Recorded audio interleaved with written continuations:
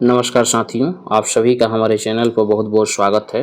दोस्तों, कहते हैं कि मुश्किलें दिल की इरादे आजमाती है, स्वप्न के पर्दे निगाहों से हटाती है। मुश्किलें दिल की इरादे आजमाती है, स्वप्न के पर्दे निगाहों से हटाती है। और ठोकरें खाकर हौसला मत हार ओ मुसाफिर, क्योंकि ठोकरें ही इंसान को चलना सिखलाती है। तो मेरे दोस्त, आज के इस वीडियो में हम लोग पढ़ेंगे क्लास 10th के संस्कृत विषय के पीयूषम, यानी जिस किताब का नाम है पीयूषम, उसी विषय का जो चैप्टर नंबर 3 है, जिसका नाम है अलस कथा, जो कि प्रीवियस वीडियो लेक्चर में हम लोगों ने मंगलम और पाटलिपुत्र वैभवम पाठ को विस्तृत तरीके से पढ़ा और समझा है। और आज की इस वीडियो में हम लोग पढ़ेंगे अलस कथा, यानी कि पुरुष परीक्षा कथा। इसको हम लोग बिल्कुल ही विस्तृत तरीके से और पॉइंट वाइज पढ़ेंगे, जिससे कि आपके एग्जाम में काफ़ी हेल्पफुल सिद्ध होगा। तो मेरे दोस्तों, समय को ज़ाया न करते हुए चलिए शुरू करते हैं और देखते हैं। तो दिया गया है कि अलस कथा पाठ के लेखक जो हैं विद्यापति जी हैं। प्रश्न बनता है कि अलस कथा पाठ के लेखक कौन है। तो अलस कथा पाठ के जो लेखक हैं वो विद्यापति जी हैं। विद्यापति मैथिली कवि हैं। ये प्रश्न बनेगा कि विद्यापति कैसे कवि हैं। तो विद्यापति जो है मैथिली कवि हैं। अलस कथा पुरुष परीक्षा नामक ग्रंथ से लिया गया है। प्रश्न बनेगा कि अलस कथा कैसे, किस ग्रंथ से लिया गया है। तो अलस कथा जो है पुरुष परीक्षा नामक ग्रंथ से लिया गया है। अलस कथा पाठ में मानव के दोष पर व्यंग किया गया है। ये प्रश्न बनेगा कि अलस कथा पाठ में किसके दोषों पर व्यंग किया गया है। तो मानव के दोषों पर व्यंग किया गया है। तीसरा है, नीतिकार जो है आलस को शत्रु मानते हैं। प्रश्न बनता है कि नीतिकार आलस को क्या मानते हैं।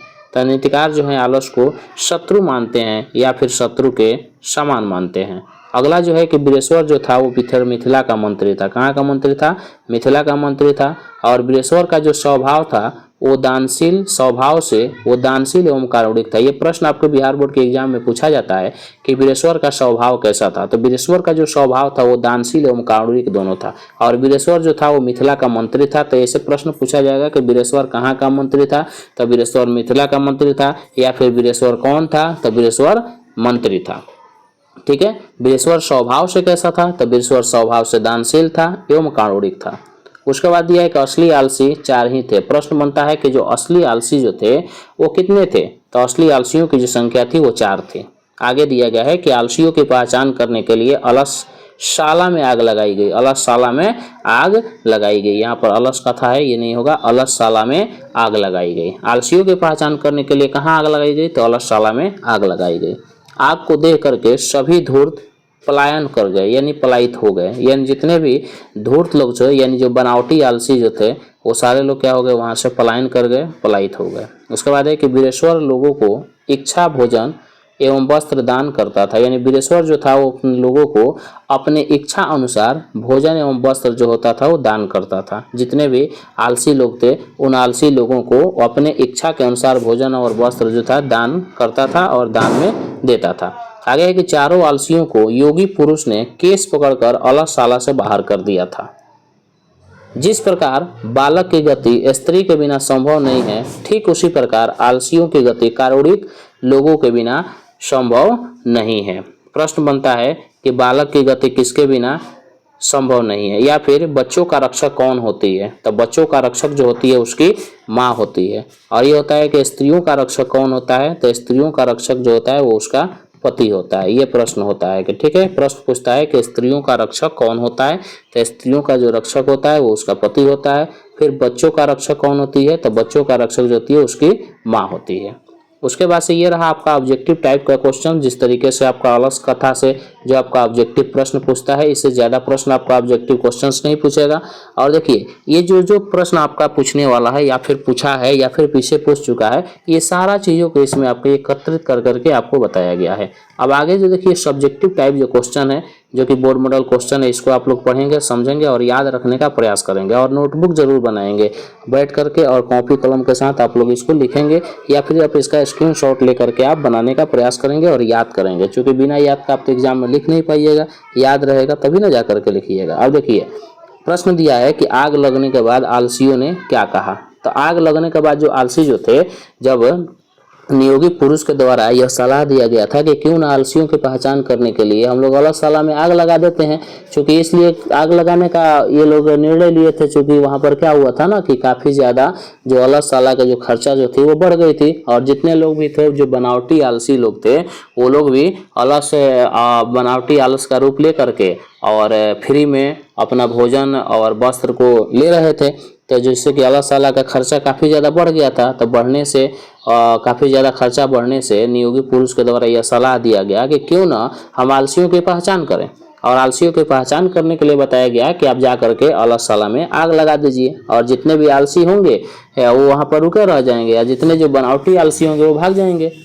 तो ये कहा गया है कि आग लगने के बाद आलसियों ने क्या कहा। तो आग लगने के बाद आलसी ने कहा रहा है कि ये कैसा कोलाहल है। ये पहला व्यक्ति, पहला आलसी बोल रहा है, जो कि 4 आलसी वहां पर रुके हुए थे। तो पहले आलसी के द्वारा बताया गया कि यह कैसा कोलाहल है, यानी कैसा शोरगुल है, कैसा हल्ला है, लगता है किसी ने आग लगा दी है। दूसरे ने बोल रहा है कि लगता है कि किसी ने आग लगा दी है, यहाँ आसपास कोई धार्मिक पुरुष नहीं है जो हमारे ऊपर जल या कपड़ा डाल दे, अरे कितना बोलते हो, इत्यादि ये सारी बातें कहा। ये से प्रश्न ऐसे भी पूछता है कि चारों आलसी आपस में क्या वार्तालाप कर रहे थे, बातचीत कर रहे थे, इसके बारे में लिखिए। तो प्रश्न बनता है कि चारों आलसियों द्वारा आपस में किए गए वार्तालाप को लिखें, यानी आपसी बातचीत को लिखें। तो आप इसको ऐसे भी लिख सकते हैं कि चारों आलसियों द्वारा किए गए आपसी जो वार्तालाप है वो निम्नलिखित है।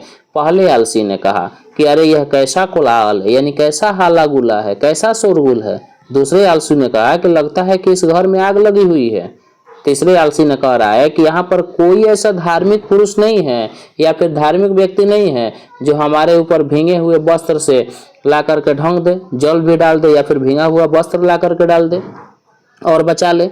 फिर चौथा आलसी कह रहा है कि अरे मूर्खों, अरे बचा लो, कितना बोलते हो, चुप क्यों नहीं रहते, इत्यादि ये सारी बातें जो अलगशाला में आग लगने के बाद ये जो चारों आलसी जो थे ये बातें कर रहे थे। अगला जो आपका क्वेश्चन दिया गया है कि अलगशाला पाठ का वर्णन करें।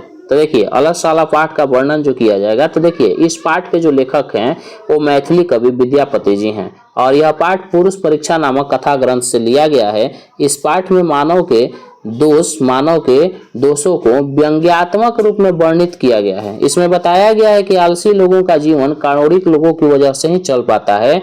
इस पाठ में आलस को शत्रु बताया गया, यानी इस पाठ के जो रचयिता हैं, जो लेखक हैं, वो क्या है, मैथिली कवि हैं जिनका नाम है विद्यापति। और यह पाठ जो है पुरुष परीक्षा नामक कथा ग्रंथ से लिया गया है, और इस पाठ में मानव के दोषों के ऊपर व्यंग किया गया है, यानी व्यंग्यात्मक कथा के रूप में प्रस्तुत किया गया है। और इसमें यह भी बताया गया है कि आलसी लोगों का जो जीवन होता है वो बिना कारुणिक लोगों की वजह से नहीं चल सकता है। यानी जो व्यक्ति आलसी होते हैं, जो काम करना नहीं जानते हैं, तो उन लोगों का जो जीवन होता है वो किसी कारुणिक लोगों के बिना, यानी कारुणिक का मतलब होता है दयावान, यानी दयावान लोगों की वजह से ही चल पाता है। इस प्रकार से आलस को शत्रु बताया गया है, अर्थात आलस को जो है शत्रु के समान बताया गया है। और यह भी इस पाठ में कहा गया है कि नीतिकार जो है वो आलस को शत्रु के समान मानते हैं। अगला जो आपका क्वेश्चन दिया गया है वो है कि वीरेश्वर कौन था और उसका स्वभाव कैसा था। तो ये देखेंगे वीरेश्वर जो था वो मिथिला का मंत्री था। कहाँ का मंत्री था? मिथिला का मंत्री था। और वह स्वभाव से दानशील एवं कारुणिक था। वह लोगों को इच्छा अनुसार भोजन एवं वस्त्र दान करता था। अगला है कि विद्यापति जी के बारे में आप क्या जानते हैं। तो विद्यापति जी हैं जो मैथिली कवि, यानी कि मैथिली भाषा के एक महान कवि हैं, और इसे मैथिली कोकिला के नाम से भी जाना जाता है। यह भी प्रश्न बनेगा कि मैथिली कोकिला के नाम से किसको जाना जाता है। तो मैथिली कोकिला के नाम से विद्यापति जी को जाना जाता है। विद्यापति ने मैथिली भाषा के साथ साथ संस्कृत भाषा में भी कई कविताएं एवं कहानियां लिखी हैं। अगला क्वेश्चन है कि वास्तव में आलसी पुरुष कितने थे और इनकी पहचान कैसे की गई। तो लास्ट में जो आलसी पुरुष जो बचे हुए थे, 4 आलसी पुरुष बचे हुए थे जो आपस में वार्तालाप कर रहे थे, और इनकी पहचान जो की गई वो अलगशाला में आग लगा करके की गई। तो वही कहा है कि वास्तव में आलसी पुरुषों की जो संख्या थी वो केवल 4 ही थे, और इसकी पहचान करने के लिए अलगशाला में आग लगा दी गई थी। आलसियों को कैसे बचाया गया। अगला जो प्रश्न है कि आलसियों को कैसे बचाया गया, किस तरीके से बचाया गया। तो दिया है कि अलगशाला में आग लगा दी तो 4 पुरुष आग को देखकर भी नहीं भागे, उसी में रहे। तो नियोगी पुरुष ने उनके केस पकड़कर उन्हें अलसशाला से बाहर किया। अगला क्वेश्चन है कि नीतिकार आलस के बारे में क्या कहते हैं। नीतिकार आलस के बारे में क्या कहते हैं? तो नीतिकार आलस को सबसे बड़ा शत्रु मानते हैं। अगला है कि अलस कथा पाठ से हमें क्या शिक्षा मिलती है। तो यहाँ पर दिया है कि इस पाठ से हमें यह शिक्षा मिलती है कि आलसी लोगों का जीवन केवल काल्पनिक लोगों की वजह से ही चल पाता है। कुछ लोग इतने आलसी होते हैं कि सामने मौत को भी देखकर अपना आलस्य को नहीं त्यागते हैं। आलस को हमारा महान शत्रु बताया गया है, अतः हमें आलस को त्याग देना चाहिए। इसके बाद से जो आपका अगला जो चैप्टर जो आएगा संस्कृत साहित्य लेखिका, तो अगले वीडियो में हम लोग संस्कृत साहित्य लेखिका के बारे में पढ़ेंगे। और ये रहा जो आपका सब्जेक्टिव क्वेश्चंस और ऑब्जेक्टिव क्वेश्चन था, इसके बारे में हम आगे से और विस्तृत तरीके से आप सभी को बताने का प्रयास किया जाएगा। तब तक मिलते हैं एक नए वीडियो के साथ। Thank you, thanks for watching my video.